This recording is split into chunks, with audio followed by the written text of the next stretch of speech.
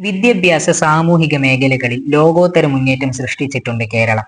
എന്നാൽ കുറച്ച് വർഷങ്ങളായി വലിയൊരു സാമൂഹിക പ്രതിസന്ധിയിലൂടെയാണ് നാം കടന്നുപോയിക്കൊണ്ടിരിക്കുന്നത്.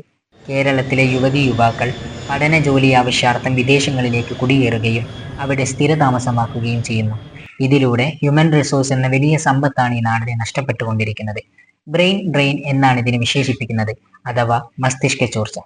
എന്തുകൊണ്ടാണ് നമ്മുടെ ഉന്നത വിദ്യാഭ്യാസ സ്ഥാപനങ്ങൾ ശൂന്യമായി പോകുന്നത്? ബ്രെയിൻ ഡ്രെയിൻ നമ്മുടെ സമൂഹത്തിലും എക്കണോമിയിലും ഉണ്ടാക്കുന്ന പ്രതിഫലനങ്ങൾ എന്തൊക്കെയാണ്? ഇതിന്റെ ക്രിയാത്മകമായ പരിഹാരങ്ങൾ എന്തെല്ലാമാണ്? വിശദമായി ചർച്ച ചെയ്യാം. കേരളം വിടുന്ന ഭാവി. കേരളത്തിന്റെ സാമ്പത്തിക മുന്നേറ്റത്തിൽ പ്രവാസി പണം വഹിച്ച പങ്ക് വലുതാണ്. എന്നിരിക്കെ എന്തുകൊണ്ടാണ് ഈ വിദ്യാർത്ഥി പ്രവാസം നമ്മെ ആശങ്കയിലാക്കുന്നത്?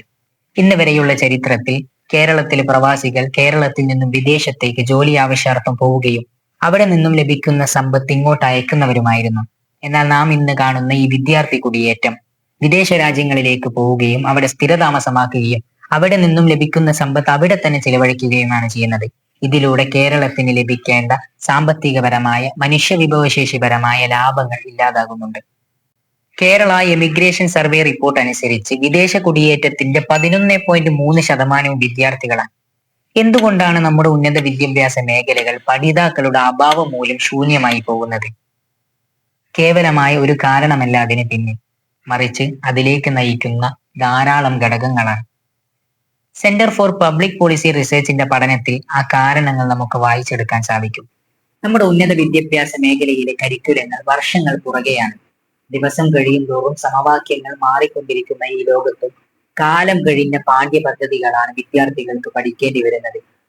ഈ കോഴ്സ് പൂർത്തീകരിച്ച് പുറത്തിറങ്ങുന്ന ഒരു വിദ്യാർത്ഥി ആ വിഷയത്തിലെ ലേറ്റസ്റ്റ് അപ്ഡേറ്റുകളെ കുറിച്ച് അജ്ഞത നേരിടുന്നുണ്ട്.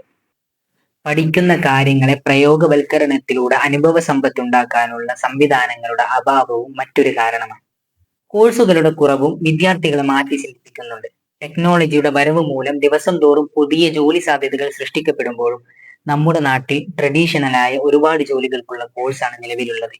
മറ്റുള്ളവയെല്ലാം സീറ്റ് പരിമിതിയോ അല്ലെങ്കിൽ വിദ്യാർത്ഥികൾക്ക് അപ്രാപ്യമായോ മാറ്റി നിർത്തപ്പെടുന്നു. ഉന്നത വിദ്യാഭ്യാസം നേരിടുന്ന മറ്റൊരു വലിയ പ്രയാസമാണ് രാഷ്ട്രീയപരമായ പ്രശ്നങ്ങൾ. ഒരു നല്ലൊരു സമൂഹത്തെ നിർമ്മിക്കുകയാണ് വിദ്യാഭ്യാസം. അവകാശ ഉത്തരവാദിത്വ ബോധ്യങ്ങളിലേക്ക് നടത്തുന്നതാണ് രാഷ്ട്രീയം. ഇവ രണ്ടും ചേരുമ്പോൾ മാതൃകാപരമായ ഒരു സമൂഹം ഉടലെടുക്കേണ്ടതുണ്ട്. എന്നാൽ കേരളത്തിലെ സ്ഥിതി ഒന്നും ചേർത്താൽ 3 എന്ന അവസ്ഥയാണ്. അനാവശ്യമായ രാഷ്ട്രീയ ഇടപെടലുകൾ കുട്ടികളുടെ ഭാവിയെ സാരമായി ബാധിക്കുന്നുണ്ട്. രാഷ്ട്രീയ ചരടുവലികളും സമരങ്ങളും കോളേജ് അന്തരീക്ഷത്തെ എപ്പോഴും കലുഷിതമാക്കി നിലനിർത്തുന്നു. നല്ലൊരു ഭാവി സ്വപ്നം കാണുന്ന വിദ്യാർത്ഥിയെ മാറി ചിന്തിപ്പിക്കാൻ ഇതും കാരണമാകുന്നു. മേൽപ്പറഞ്ഞവയെല്ലാം പ്രധാന കാരണങ്ങളായി നമുക്ക് മനസ്സിലാക്കാൻ സാധിക്കുമെങ്കിലും സാമൂഹിക സാമ്പത്തികപരമായ മറ്റനേകം ഘടകങ്ങൾ ഇതിന് പിന്നിൽ പ്രവർത്തിക്കുന്നുണ്ട്. മാത്രമല്ല, കേരളത്തിലെ തൊഴിലില്ലായ്മ നിരക്ക് ഇന്ത്യയിലെ ഏറ്റവും വലിയ ശരാശരിയായ 30%-നടുത്താണ്. ബ്രെയിൻ ഡ്രെയിൻ ചർച്ച ചെയ്യപ്പെടേണ്ടി വരുന്നത് അതുണ്ടാക്കുന്ന സാമൂഹിക സാമ്പത്തിക പ്രത്യാഘാതങ്ങൾ കാരണമായിക്കൊണ്ടാണ്. ഇത്തരത്തിൽ ഇത് മുന്നോട്ടു പോയാൽ കേരളം വയോജനങ്ങൾ അധികരിച്ച ഒരു സമൂഹമായി മാറും. കേരളത്തിന്റെ ജനന നിരക്ക് റിപ്ലേസ്മെന്റ് ബർത്ത് റേറ്റ് ആയ 2.1%-ത്തേക്കാൾ താഴെയാണ് എന്നതു കാരണം കൊണ്ട് ദൂരവ്യാപകമായി ഇത് വലിയൊരു പ്രതിസന്ധിയിലേക്ക് നീങ്ങുകയാണ്.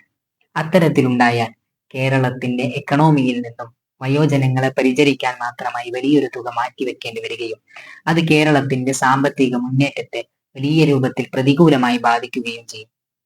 ഇത്തരത്തിൽ ബ്രെയിൻ ഡ്രെയിൻ സമൂഹത്തിൽ ഉണ്ടാക്കുന്ന പ്രതിഫലനങ്ങളെപ്പറ്റി ഫ്രണ്ട് ലൈൻ മാഗസിൻ വിശദമായി പഠനം നടത്തുന്നുണ്ട്. ഈ സാമൂഹിക പ്രതിസന്ധിയെ മറികടക്കാൻ ബൃഹത്തായ ഒരു പദ്ധതി തന്നെ ആവശ്യമാണ്. വിദഗ്ധരെ ഉൾപ്പെടുത്തിക്കൊണ്ട് ക്രിയാത്മകമായ ഒരു രൂപരേഖ തയ്യാറാക്കുകയും പ്രയോഗവൽക്കരിക്കാൻ ആവശ്യമായ വിഭാഗങ്ങളെ ഉൾപ്പെടുത്തിക്കൊണ്ട് അത് വേഗത്തിൽ നടപ്പിലാക്കുകയും വേണം. ബ്രെയിൻ ഡ്രെയിനിനെ അതിജയിച്ച ഒരൊറ്റ രൂപരേഖ മാതൃക നമുക്ക് ചരിത്രത്തിൽ കാണാൻ കഴിയില്ലെങ്കിലും സൗത്ത് കൊറിയ, ചൈന പോലുള്ള രാജ്യങ്ങൾ അതിനെ അതിജയിക്കാൻ ഉപയോഗിച്ച പരിഹാരങ്ങളുടെ കേരളീയ സാധ്യതകളെ നമുക്ക് പരിഗണിക്കാൻ സാധിക്കും. ഏറ്റവും അടിസ്ഥാനമായി ഈ പ്രതിസന്ധിക്ക് പിന്നിലുള്ള കാരണങ്ങൾ എന്ന് പഠനങ്ങളിലൂടെ തെളിഞ്ഞ ഘടകങ്ങളെ അഡ്രസ് ചെയ്യുകയും അതിനുള്ള പരിഹാരങ്ങൾ നൽകുകയുമാണ് വേണ്ടത്. യുദ്ധകാലാടിസ്ഥാനത്തിൽ നമ്മുടെ കരിക്കുലങ്ങളെ പരിഷ്കരിക്കുകയും ആവശ്യാനുസരണം അവ ചെയ്യുവാൻ വേണ്ടി ഒരു വിഭാഗത്തെ തന്നെ നിയമിക്കുകയും വേണം. പുതിയ കോഴ്സുകൾ അവതരിപ്പിക്കുന്നതോടൊപ്പം തന്നെ അതിനനുസൃതമായ ജോലികൾ ഉയർന്ന ശമ്പളത്തിൽ കേരളത്തിൽ നിന്ന് തന്നെ ചെയ്യാൻ പറ്റുന്ന രൂപത്തിൽ സാധ്യതകളെ, അവസരങ്ങളെ സർക്കാർ നിർമ്മിക്കേണ്ടതുണ്ട്. വിദ്യാഭ്യാസത്തിൽ കരിനിഴൽ വീഴ്ത്തുന്ന രാഷ്ട്രീയ ഇടപെടലുകളെ പഠിച്ച് മനസ്സിലാക്കി അതിനെ തടയിടാനുള്ള പക്വമായ ഒരു മാർഗരേഖ തയ്യാറാക്കുകയും അത് നടപ്പിലാക്കുകയും വേണം. ഇത്തരത്തിൽ ഒരുപാട് പരിഹാര മാർഗങ്ങൾ നാം ക്രിയാത്മകമായി പ്രയോഗവൽക്കരിക്കുമ്പോഴാണ് നമുക്ക് ഈ പ്രതിസന്ധിയെ തരണം ചെയ്യാൻ സാധിക്കുന്നത്.